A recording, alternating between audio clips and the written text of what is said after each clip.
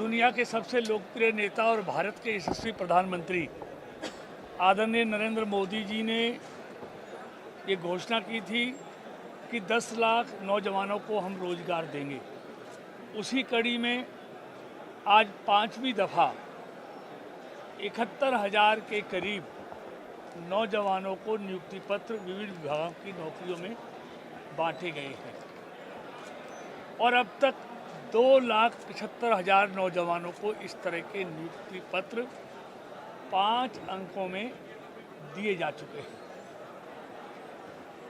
पिछले 9 वर्षों में रोजगार नौजवानों को भारी संख्या में दिया गया है। स्वरोजगार के अवसर तेजी से बढ़े। निजी क्षेत्रों में भी काम को बहुत गति दी गई है। आप देखेंगे जहां देश में 100 स्टार्टअप होते थे, आज देश में 1 लाख स्टार्टअप शुरू हो गए हैं, जिसमें 10 लाख नौजवानों को रोजगार के अवसर प्राप्त हुए। तो नौजवान, क्योंकि देश के निर्माण में उनकी अहम भूमिका है और अगले 25 साल तो इस देश के लिए अमृत काल है। जिन नौजवानों को आज नियुक्ति पत्र दिए जा रहे हैं, उनके हाथों से, उनके कार्यों से विकसित भारत में बहुत बड़ा योगदान मिलने वाला है और उनके लिए इससे ऐसा अवसर नहीं हो सकता कि अमृत काल में उनको देश की सेवा करने का मौका मिलेगा। तो ये बहुत अच्छा अवसर है। उन सबको हमने आज बधाई और शुभकामनाएं दी हैं।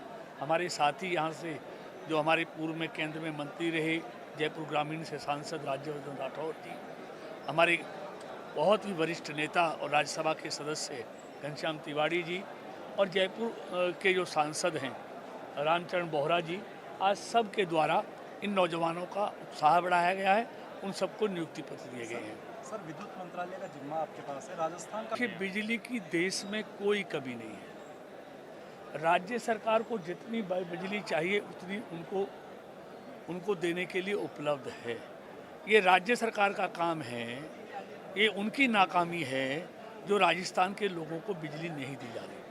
आप हरियाणा में जाके देखिए, 24 घंटे गांवों में बिजली मिलती है और शहरों में 24 घंटे बिजली मिलती है। तो देश में बिजली का उत्पादन खपत से भी डबल है। जिसको जितनी बिजली चाहिए केंद्र देने को तैयार है, लेकिन राज्य सरकार की नाकामी के कारण राजस्थान के लोगों को बिजली संकट से जूझना पड़ रहा है। तो उनको सुधार करने की ज़रूरत है। उनको उनके बारे में, जो ग्राम में हैं, जो किसान हैं, जो गरीब लोग हैं, उनके बारे में चिंता करने की ज़रूरत है। और इससे ज़्यादा मैं समझता हूँ 18 बार जिस प्रदेश में रोजगार के लिए पेपर देने वाले पेपर लीक हो गए हों, आज तक उस पर कोई कार्रवाई नहीं है। 18 बार छोड़े, उनको सीबीआई जांच करानी चाहिए अगर वो निष्पक्ष है।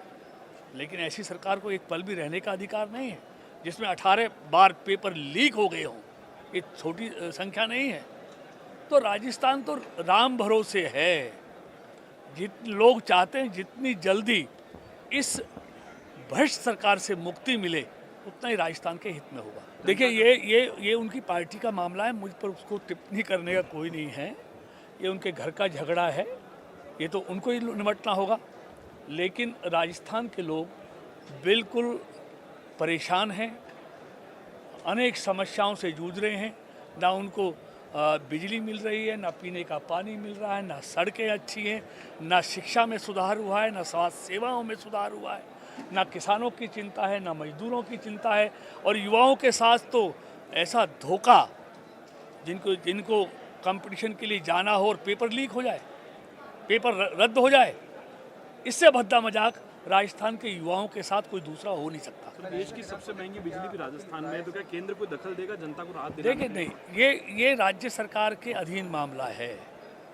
वो अपने राज्य के लोगों को मुफ्त में बिजली दे, सस्ती बिजली दे, तो ये उसका अधिकार है। इसकी चिंता राज्य सरकार को करनी है और उसका पैसा राज्य के खजाने से देना है। तो ये तो राज्य सरकार अगर यहाँ के लोगों की चिंता नहीं कर रही तो ये उसका काम है। फ्यूल सरचार्ज लगा दिया। मतलब राजस्थान के लोगों पर एक के बाद एक टैक्स का भार लादा जा रहा है। आज राजस्थान के लोग इस सरकार से बहुत दुखी हैं और वो मौके के इंतजार में हैं।